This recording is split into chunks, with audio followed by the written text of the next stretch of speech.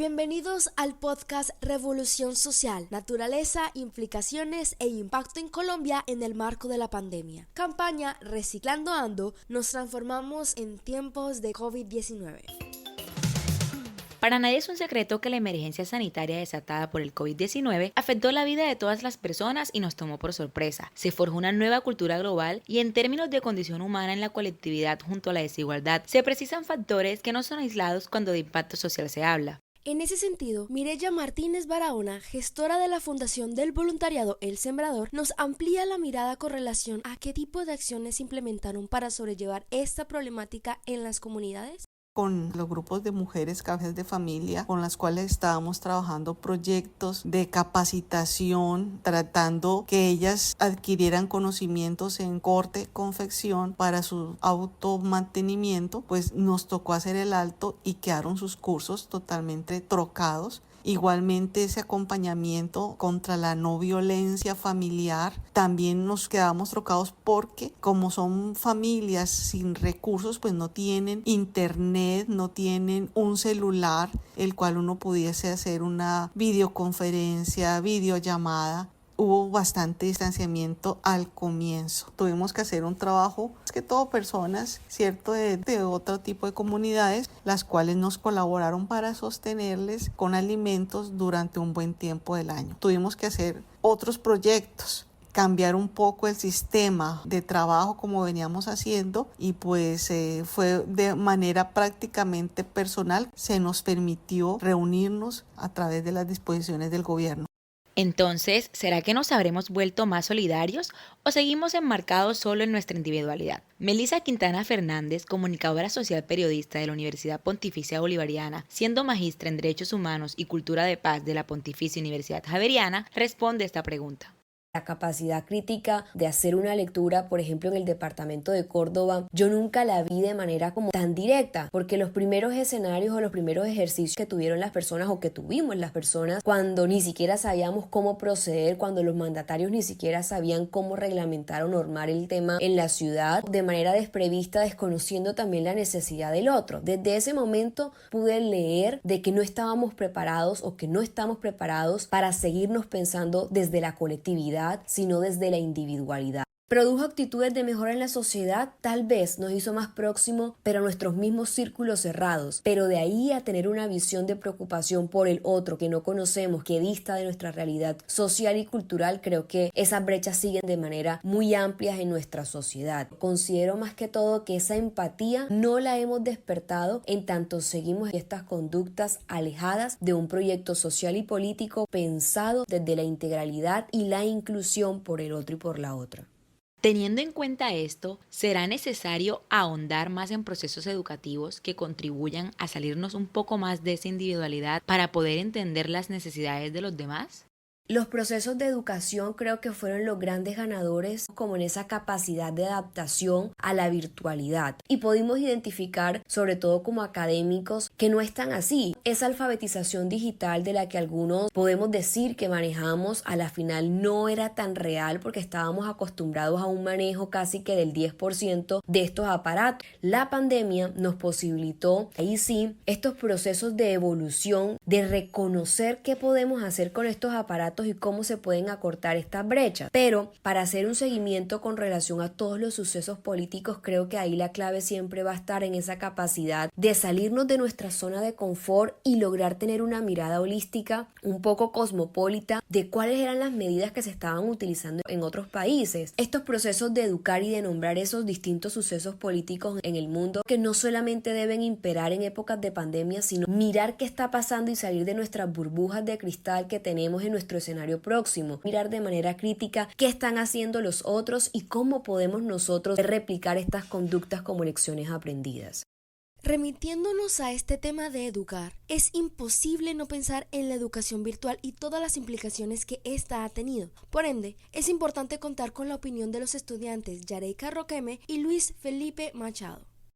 El aislamiento obligatorio sí fue un gran cambio. Al principio me costó adaptarme. Estaba estudiando en otra ciudad, entonces tuve que regresar a donde normalmente vivo. Empecé a dar las clases. Tuvimos un receso primero. La universidad se estaba organizando para ver cómo íbamos a implementar las clases. Quedaron virtuales y pues ya van 3 semestres con que damos clases virtuales. Me adapté rápido. Sí me influyó mucho el hecho de que no podía salir como normalmente lo hacía con mis amigos y familiares, pero me adapté muy rápido. En el trabajo, mi casa, nos tuvimos que adaptar también a las medidas que se estaban implementando. Al principio apenas podíamos abrir unos días a las semanas, hasta una hora en específico, los fines de semana no se abría. Después fueron abriendo más las medidas mientras pasaba el tiempo, hasta que ya pudimos abrir con normalidad y de resto todo bien.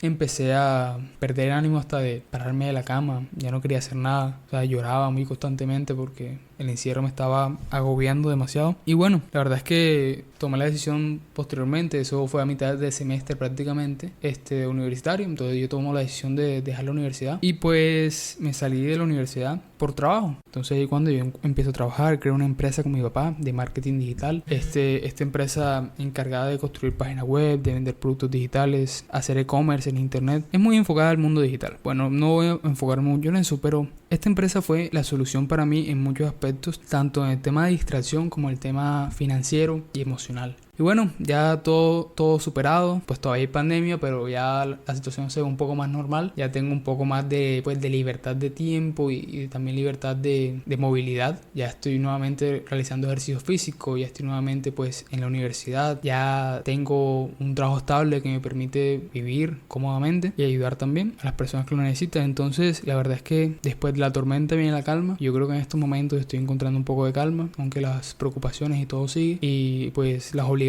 más bien. Gracias a Dios todo se va solucionando y todo va saliendo bien.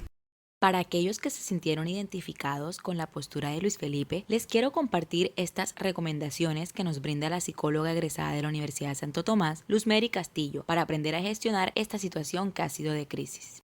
Hay que tener en cuenta que en este momento tenemos una realidad que no podemos cambiar, es decir, el COVID existe, los fallecimientos existen y estamos aún en esta etapa de pandemia. Pero lo que sí podemos cambiar es la actitud que nosotros tomamos ante esa situación. Y aprovechar ese día también es alimentarnos bien, ojalá con frutas, verduras, mucha agua, también caminar a diario, ojalá 15 minutos, porque esa caminata nos ayuda a liberar el estrés a diario, rodearnos de personas que nos aporten a la vida, personas que también tengan una mentalidad generadora, leer libros de lo que nos gusten, de temas que nos apasionen, independientemente del tema, que nos saquen de ese foco de la pandemia y también independientemente de la religión y de la idea de Dios que cada uno tenga, alimentar esa parte espiritual también se vuelve fundamental.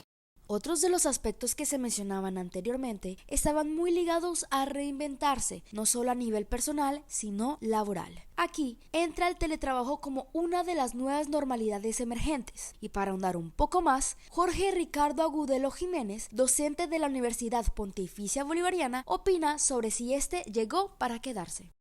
Quiero decir que el teletrabajo es una excelente opción para las empresas que están pensadas y tienen una mentalidad que les permite migrar hacia el futuro y sobre todo capturar talento que se adapte mucho a esa modalidad. ¿Qué quiere decir? Talento internacional, talento que no está únicamente arraigado en el elemento cultural, sino que fácilmente pueden desde una lógica intercultural capturar talento que esté fuera de sus alcances geográficos y que también tengan una mentalidad de producción a partir del desarrollo y no desde la ubicación. Es decir, que la gente sepa que se produce no por estar sentado en un lugar, sino se produce por estar generando objetivos y alcanzando objetivos. Hay diferentes formas para evaluarlo, entonces la respuesta es sí, pero desafortunadamente no para todas las sociedades. ¿Y la sociedad colombiana estará preparada para este tipo de modalidades de manera permanente? La sociedad colombiana desafortunadamente aún le falta bastante para entender sobre este tema del teletrabajo y obviamente existen muchas estructuras alrededor de las leyes, de las culturas organizacionales, del tipo de trabajo y del tipo de talento que se está cultivando en Colombia. Finalmente, ¿qué podríamos concluir de todo lo que hemos hablado? Lo abordado anteriormente nos conduce a formularnos la siguiente pregunta. ¿Qué podemos concluir de todo este proceso de revolución social que ha vivido el país por causa de la pandemia? Melissa Quintana responde la pregunta. Antropológicamente siempre tengamos presente de que el ser humano es social por naturaleza y este distanciamiento social, por supuesto, ha impedido un montón de proximidades con el otro para el aprendizaje. Los niños, las niñas y las adolescentes que estuvieron en su proceso de formación desde sus casas, esos escenarios de socialización sí van a generar y están generando una disociación supremamente importante en el aprendizaje y la capacidad de desarrollar cognitivamente el lenguaje, etc. Pero ¿cómo podemos nosotros lograr establecer esos vínculos de resocialización, de educación, cuando hemos estado casi que desconectados por 1 año y medio? Entonces es un reto que tenemos. No creo que sea difícil de lograrlo en tanto somos seres con capacidades adaptativas y de interpretación, de lectura del contexto que siempre nos ha llevado a esta palabra es cliché de reinventarnos, pero sí de tener nuevas estructuras y hábitos que nos permitan resocializar de cara a este fenómeno que estamos atravesando y que debe significar una lectura interdisciplinar para que psicólogos, antropólogos, expertos en comunicación, lingüistas le den una mirada mucho más holística a este fenómeno de cómo se comunica, qué se comunica y sobre todo el impacto que se tiene al comunicar con este bloqueo de facciones que tenemos con el uso de los tapabocas. Hemos llegado al final de este podcast.